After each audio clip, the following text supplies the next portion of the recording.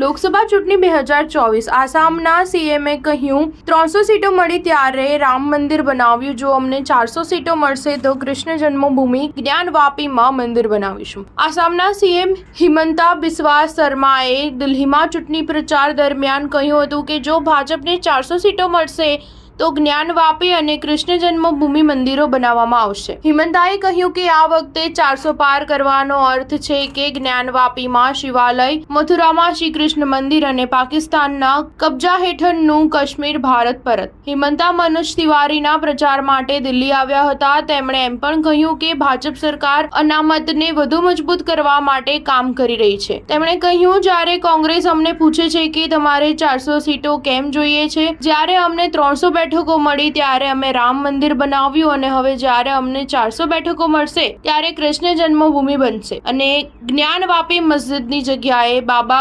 વિશ્વનાથ મંદિર પણ બનશે. કોંગ્રેસ અધ્યક્ષ મલ્લિકાર્જુન ખડગે અને સમાજવાદી પાર્ટીના અધ્યક્ષ અખિલેશ યાદવ સંયુક્ત પ્રેસ કોન્ફરન્સ કરી રહ્યા છે. આ દરમિયાન તેમણે કહ્યું કે મોદીજીની વિદાય 4 જૂનના રોજ નક્કી છે. સ્ટાર ન્યૂઝ 7 હંમેશા સચ્ચાઈની સાથે.